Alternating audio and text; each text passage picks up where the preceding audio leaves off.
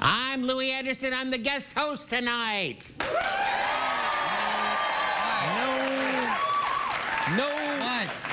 No, he's not. No? You are the voice of the robot tonight. The robot is going under repairs. For 2 weeks, different people are doing the voice of the robot. Stop texting me and saying, when's the robot coming back? People have your text number? You know what I mean, Tweety and stuff. Anyway, so what happens is we take you backstage and you go into a pod. Okay. Yeah, and in the pod, once you're in the pod, your mind is taken from you and put in the body of the robot, like the Vulcan mind meld. You know the Vulcan? Yeah. Right.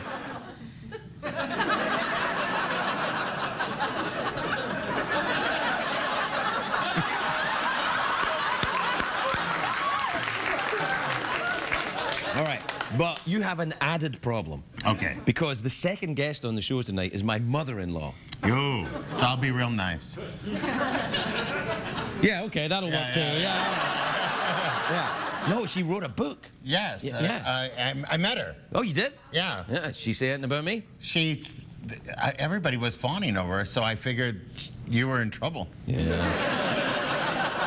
She's my mother-in-law. Yeah. She hates me. She does? I have sex with her daughter. I met her daughter. Very beautiful. What the hell, man? Everybody was in one room. What? Anyway, look, here's the thing. They were putting makeup on. Anyway, look. Okay. Really? Yes. Oh, right. Look, so you go backstage, you go into your pod, and the suckers will go in your head, and then your voice will come out of the robot for the rest of the show. Okay, you got it. Right. And you will be the personality of the robot. I will. Right. Did you get that? Did you get it? Did you get it? All right. All right, we'll be right back. All right.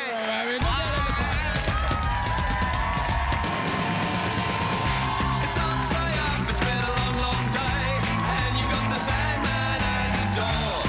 But hang on, leave the TV on, and let's do it anyway.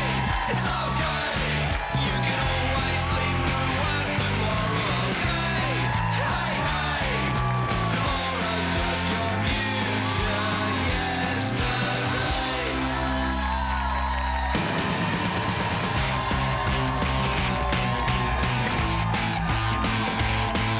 The Late Late Show with Craig Ferguson, sponsored by Robitussin. Get simple relief at Robitussin.com.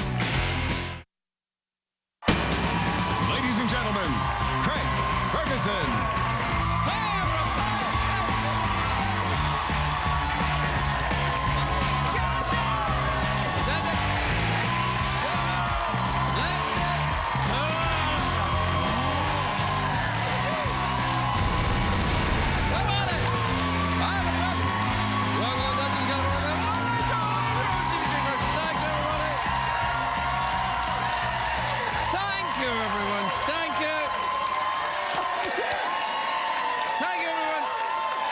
Quietly, please.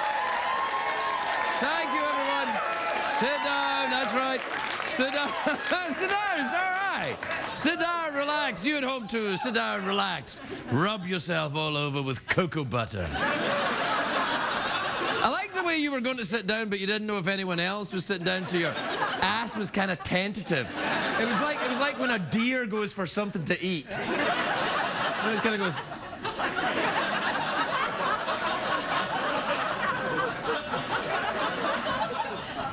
You like that, don't you? Please, Craig, do that thing where your ass is like a deer going for something to eat. Ooh, it's like a big pointy buck. Classy Friday night show, isn't it? That's right. It is, in fact, a great day for America, everybody.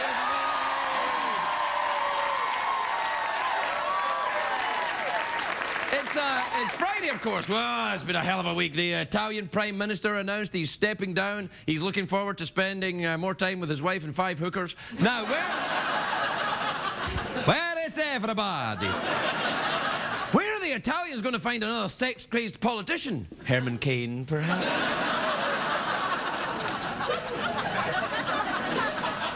when people say, no, Herman Cain's in trouble, he'll never be elected. Does no one remember? You can have a sex-crazed president. Oh, yeah. Mitt Romney said this week if he's elected, he won't let Iran get nuclear weapons, and other Republicans were quick to respond. Newt Gingrich said it would be impossible to enforce that. Ron Paul said it's none of our business, and Rick Perry said...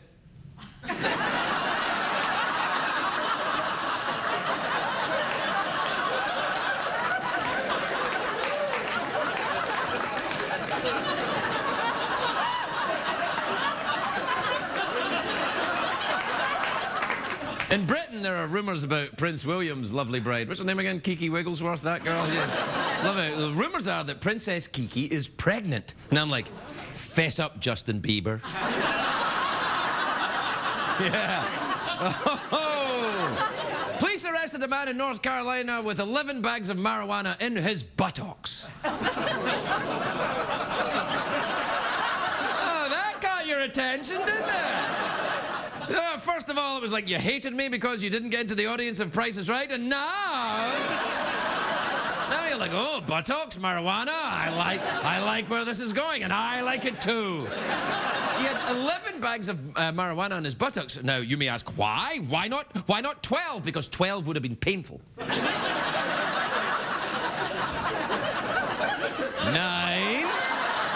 10, 11. Ready to go. And now, there was a man around... I don't understand why you would... 11, that's enough. I can't go any more than that. He was a man arrested with 11 bags of marijuana in his buttocks today, and today is 11/11/11.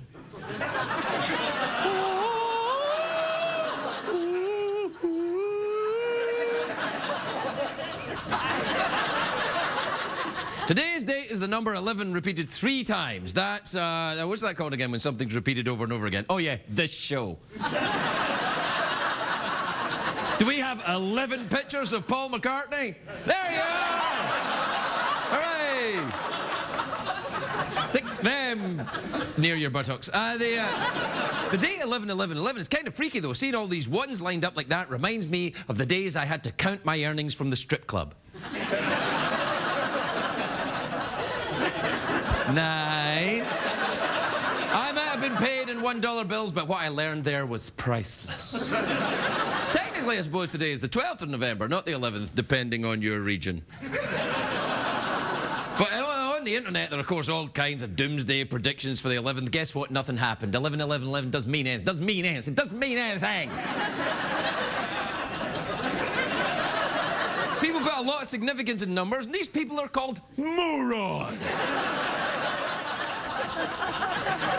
Used to be numbers have no significance. Mathematics has significance. Of course it does. Numbers are just tools of mathematics. With mathematics, there's always I like mathematics. There's always a right or a wrong answer. No subtlety, no nuance. Like in art or literature or the gender of prostitutes on Hollywood Boulevard. What I'm saying is, you know what you're gonna get with mathematics. There's no nasty surprises. Or awesome surprises, depending on your point of view. I may respect mathematics, but not mathematicians. A bunch of wise asses. They don't see the big picture. To them, pi is a mathematical constant. Why make it complicated? Why bother? To me, pie is just delicious. That's right. Take that, mathematicians, especially you, Yakov Berchenko Kogan, the winner of the 2011 Caltech Math Award. Right now, that guy's like going, what the I'm a mathematician. What the hell, man? You know what you did, you number-crunching geek. See, you can always trust mathematics, but not the numbers. A person can make numbers say anything. My favourite is you put 58008 into a calculator, turn it upside down, it says boobs. Yeah. Where's my prize, Caltech, you bastards?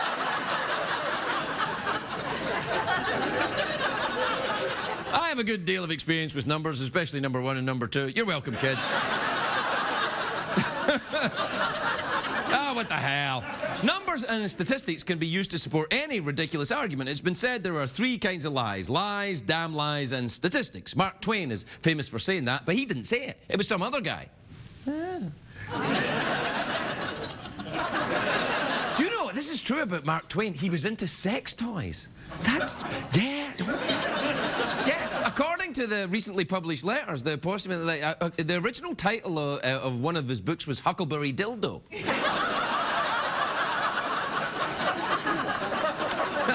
I made up the last part. Anyway, we can all be thankful that the world didn't end on 11/11/11. Everyone knows it's going to end in 2012. That's what the Mayans say. Except they didn't say that. All they said was the calendar would run out in 2012. I don't see what the big deal is. When my sexy fireman calendar runs out, I'll buy a new one. And when I say I buy a new one, I mean a new sexy fireman. And then I do this, apparently. Yeah. 1, 2. The bottom line is the world will only end when Oprah says it's time and not before. All right, we're going to take a break. We'll be right back.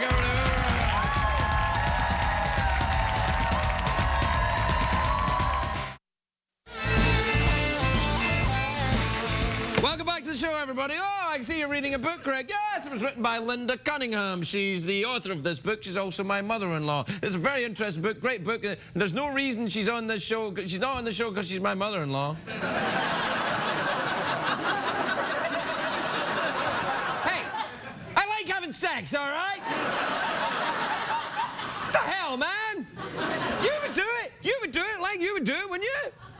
Oh, would I?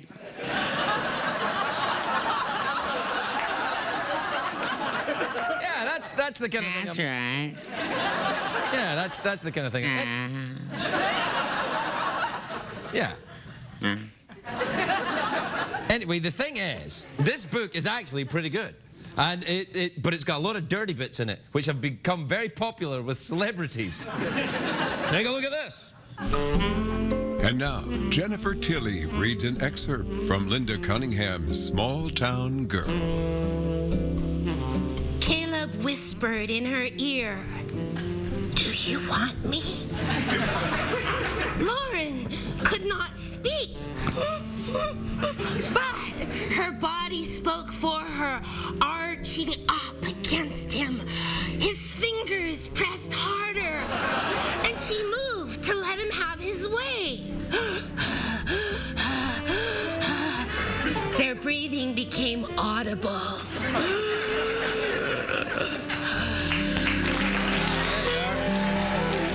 That's pretty sexy. Yeah, that's pretty sexy. You hear that? Their breathing became audible. Oh, brother. I'd like to get a copy of that. I got one here. I'd love it. Yeah, also, by the way, here's the thing we're doing on the show. You know how, like, Oprah gives away a car to the audience? Like, everybody in the audience gets a car? Yeah. Well, everybody in the audience gets a free copy of this book tonight. All right. Yeah, baby. Yeah. How about that? That's fantastic. Hey, What? I've got 11 bags of Skittles in my butt.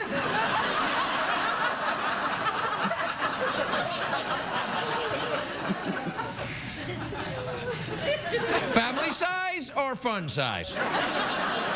Halloween size. I see. Do you like a big Halloween, or do you keep things small? I like colors. Well, great. There's nothing for you at this show, then. Hey, what time is it, Jeffrey Peterson? It's time for emails and all that other stuff. Slap yourself into a stupor. Don't be Mr. Party Pooper. Stab yourself with a funky grouper. Freak your body, mama, 'cause you know it's super. Super creepy. Super creep. Super tweety. Tweet that creep.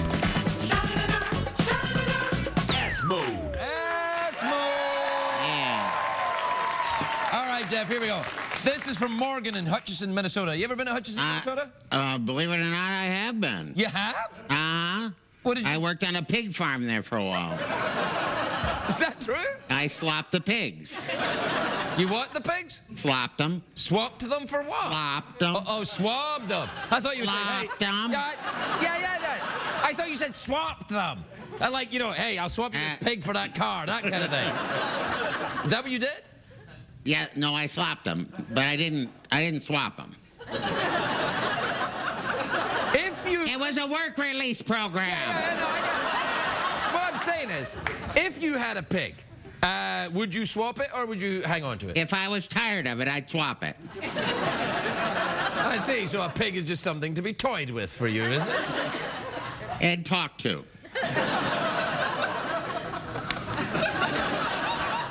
All right, Morgan in Hutchinson, Minnesota says, hi, Craig and Geoff. I like the teacher's assistant in one of my courses. How can I ask him out without looking like I'm doing it for extra credit? You ever been attracted to one of your teachers there, Geoff? Yes, the gym teacher.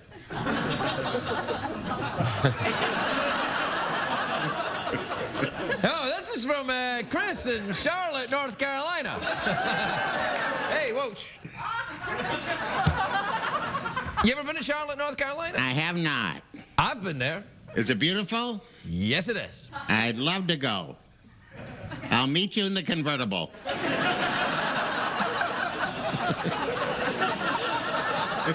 This says, dear Craig and Geoff, have either of you ever considered going into politics after leaving show business? Leaving show business? We're not. I can have a show business.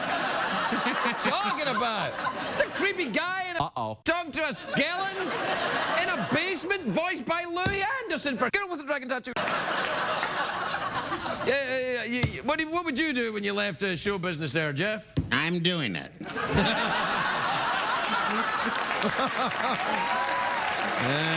Yeah. Right, this is from KC. Oh, I wonder if it's from KC and the Sunshine Band. Do you remember them? I opened for them once.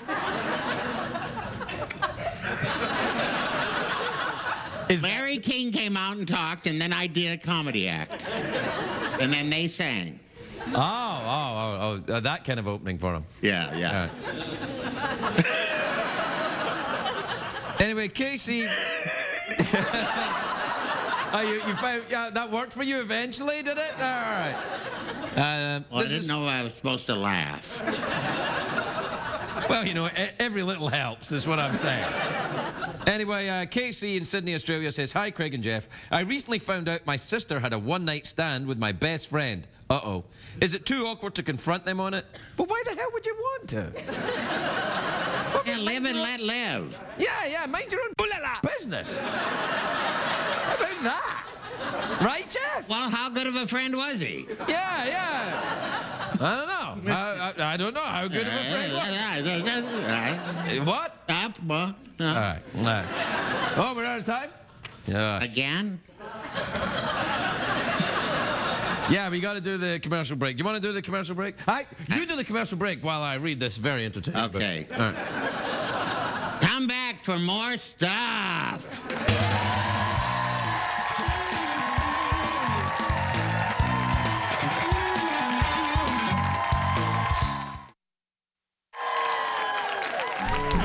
And now, Larry King reads an excerpt from Linda Cunningham's Small Town Girl.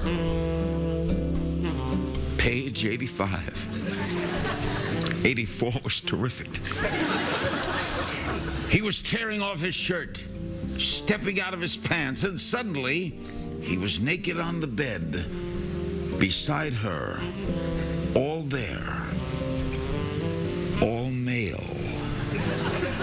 M-A-L-E.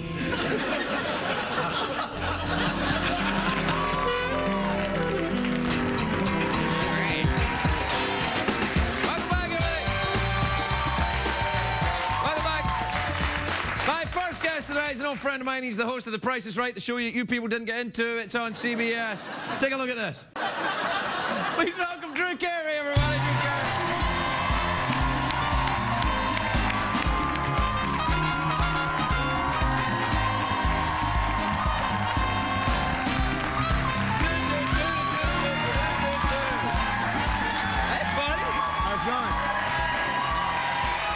Nice to see you. Hey, buddy, how the hell are you? I'm doing great. You look great. Look at you, all buff and handsome on, out. What shut the up. hell, man? Please. I've been following you on You the. put chocolates in my dressing room. I gained like 5 pounds. this Yeah, I week. know.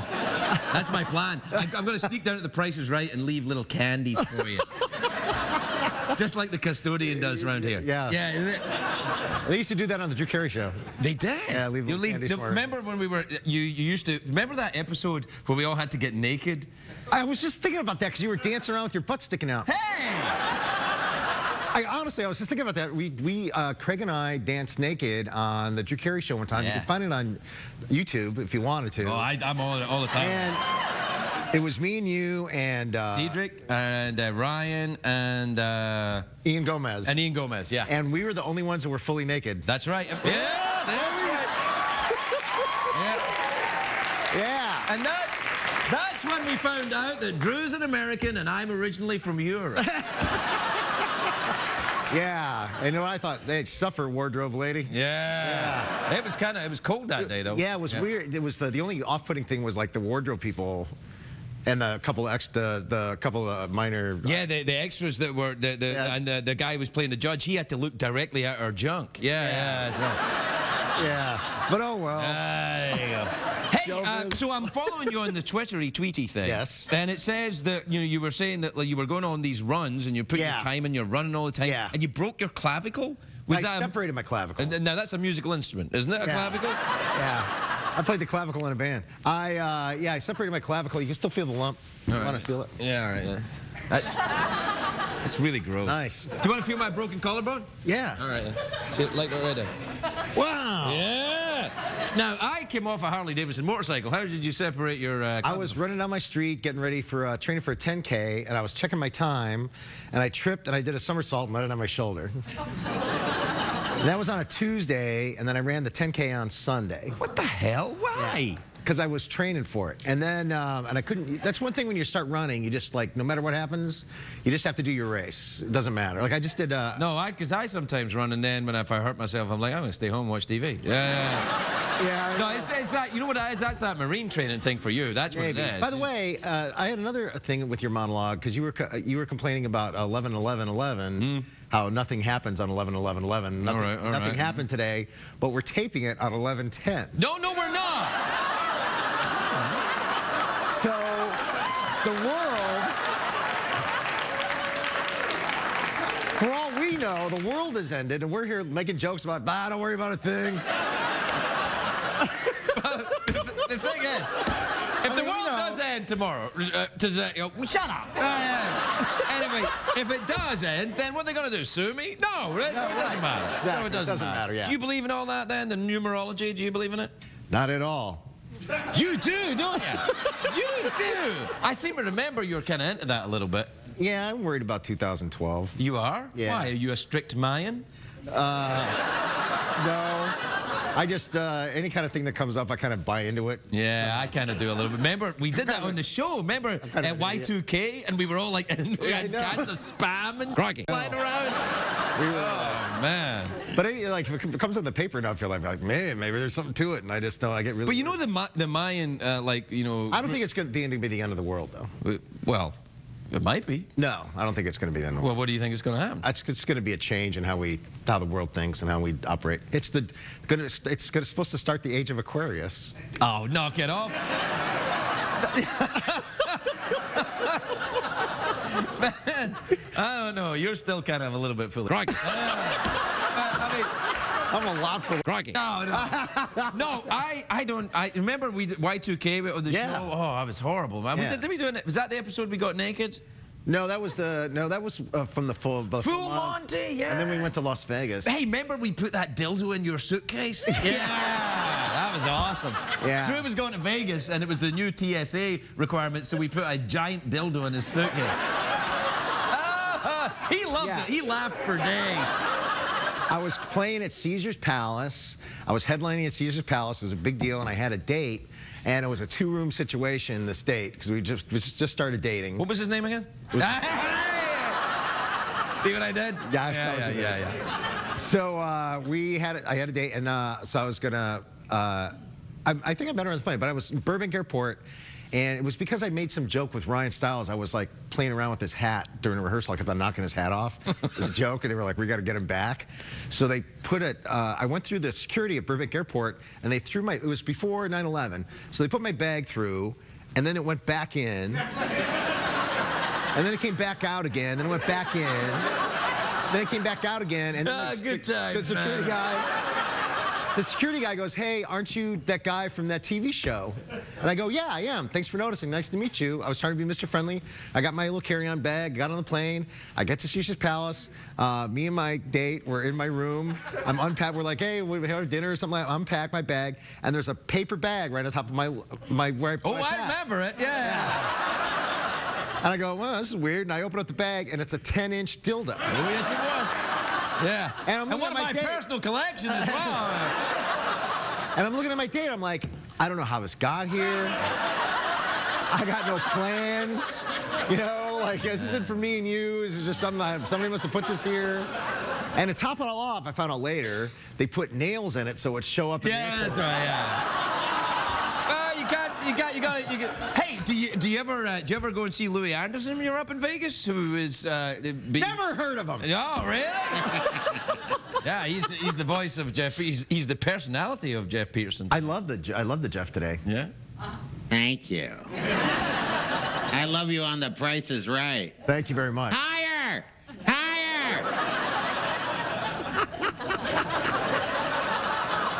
Well, It has been really crazy on the show lately. But that lady's hair fell off. Who wanted to be on The Price is Right today that couldn't get it? All of these people. They don't. Oh, really? I thought there was actual people that were. No, it's all. Every time we get a studio audience, You think it's leftovers? For the Price is Right? yes, they all try. They're trying to get. I think honestly, you're the best talk show host in America right now. Oh, hey, man.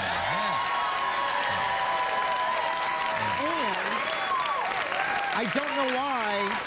I'm honestly, so what's his name dropped out of the Oscars. I don't know why they didn't call you. I don't know why you don't host. Oh, no. the Oscars. Billy Crystal's doing it now. We found that out yesterday. But you should do it. But you should do it. No. Even if they asked me, which they never did, but even if they did, I would never do it. Why not? Because I like it here in the basement. I don't want to be out there with all them Hollywood types and they're all going, I don't like that joke, mention my movie. I don't. Yeah, it's easier doing that. Yeah, A lot less stress. Yeah, it's nice here. I got my skeleton. Just your mother-in-law coming on. Oh, Look at her book. No, that reminds me, we're out of time. Mouth organ, awkward pause, big cash prize. Cash prize. Okay. What time is it, Shadow Stevens? It's time for the big cash prize. $50. All right. Iceland is in the North Atlantic. Its Sure. capital city is Reykjavik. Sure. Within... no, that's boring. True... No, come on. Oh, your hair fell off. True or false? George Washington grew marijuana on his farm. It was hemp, but so kinda true. Can we accept that adjudicator? Yes, we can! It's true!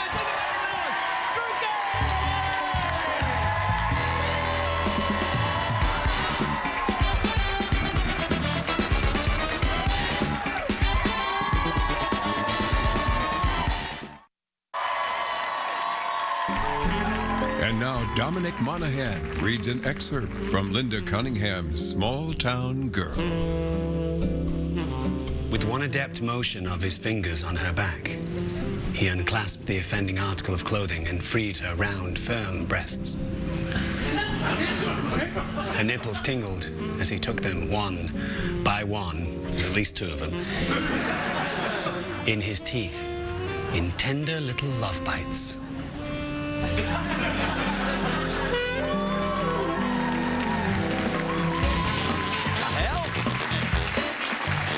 Welcome back, everybody. Welcome back to the show. My next guest is one of the great American beauties. She's the author of the sensational new book, Small Town Girl. Please welcome my mother-in-law, Linda Cunningham, everybody. Linda Cunningham.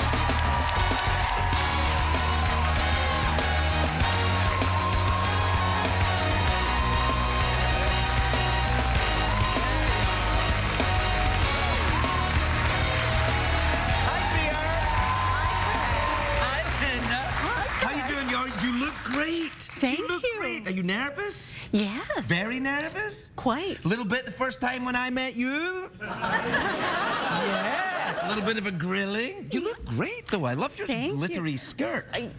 Your wife was my stylist. Well, she did a fantastic job. She does. And listen, I know that you probably think I've been making fun of your book, but I've actually read it. Have and you? It's actually pretty good. I mean, really. Well, thank you. Because it was such a relief, because I would have had you on if it was crap. But it's good. But there's a lot of sexy things in it, Linda. Yes, there is. How did that happen? You know what they tell authors. They say, write what you know.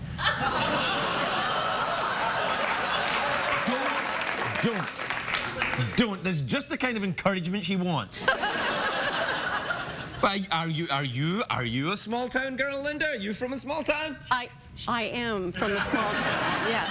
And where in Vermont? Yeah. Yes, yeah. It's weird for me to talk to someone where I know all the answers. Except maybe I don't know all the answers. Well, that thing about the nipples and the teeth, you ever done that?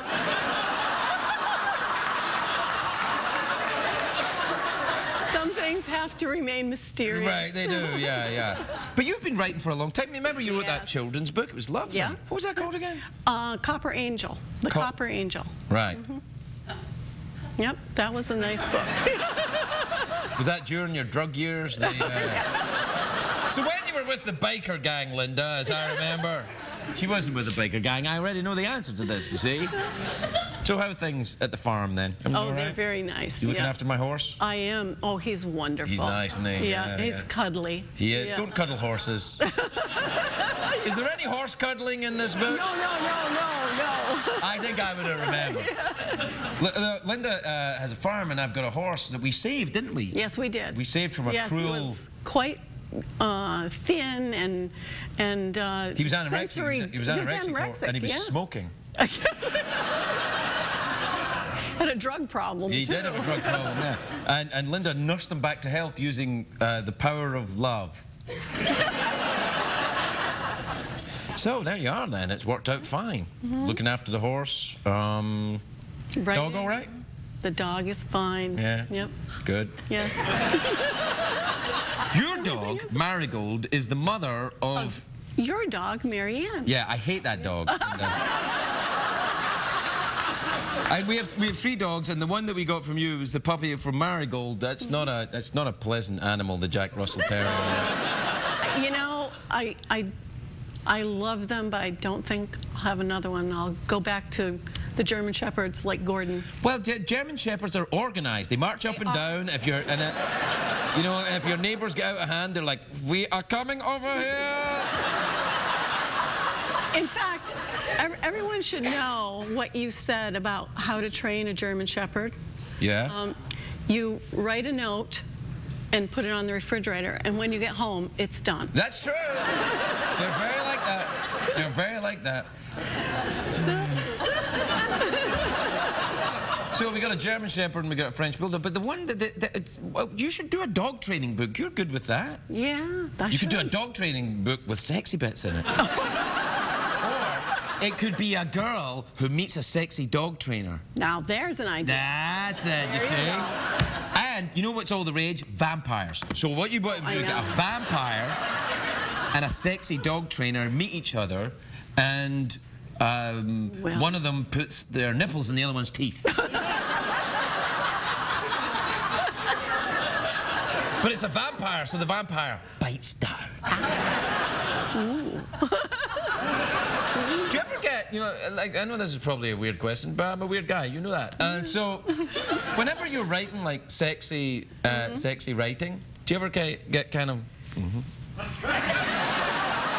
It gets embarrassing for me, and I have to, like, I have my thesaurus and all, because I have to really work at the euphemisms, you know? Oh, yeah, because you probably want to just say the words that you use in normal... The words you use around the house, Linda. You wouldn't be able to use them. No. So you have to find words... Sometimes I embarrass myself, and I have to, like, just push through. You could write that, push through, yeah. Kat, do you think it's true that women like to read their porn, but men like to see it? I've heard that said before. Well, women like to have too. a, you know. Yeah, well, women like, the thing about romance novels is that women like their sex attached to true love. You know, we all love true love. That's what all my... Wait. I swear I'll come up there and slap you. Sorry, keep going about true love there, Linda. Well, that's the essence of the romance novel. Are you sure women want true love all the time? Yes. I see. Well, that would explain. It worked for you. It worked for me. I definitely. My true love is your lovely daughter, whom is. But we just. There's none of that. There's none of that, pushing through that you do. Actually, she should probably read this, I think. You're good. Linda, I can't tell you how proud I am of you for doing this. It's such a lovely thing. And the book is actually good. It's a good story. Oh, and there is sexy bits. And I know I've been teasing you about it, but well done. You worked hard on it, and it's good. Well, thank you. And I really appreciate you having me on to talk about this. This won't help in any way your career at all. You do know that. But I have the people from Omnific Publishing to help me with that, with my career. What the hell? You just plugged your own publishing company? I did. Man, they change like that, don't they? Like that. The lovely Linda Cunningham, everybody.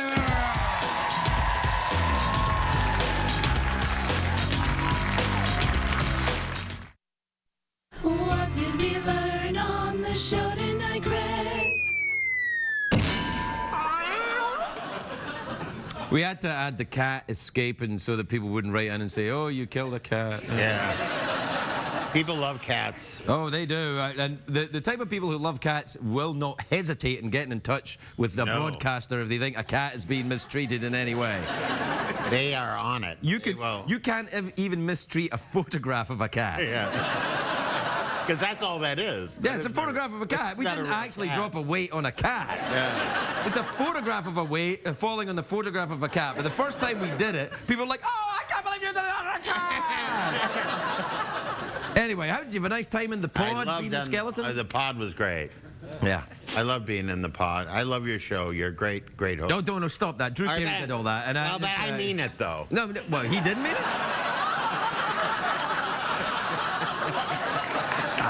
Hey, do you know what was weird? My mother-in-law being on the show. Oh, man. Oh, you know what? Was it that, like, did you not know really what to say? Because what do you say?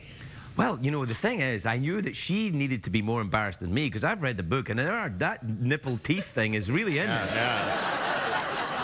I don't know how to look at the woman. I mean, isn't it crazy? Your mother-in-law, and then you read that book and you go, what? Yeah. And then you show your wife and go, this is your mother. Yeah.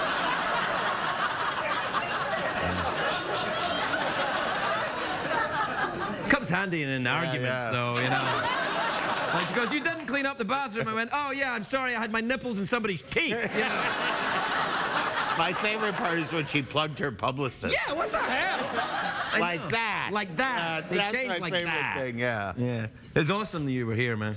I love being here. Well, I would like you just to get rid of that robot, and I'll just stand there. Wait.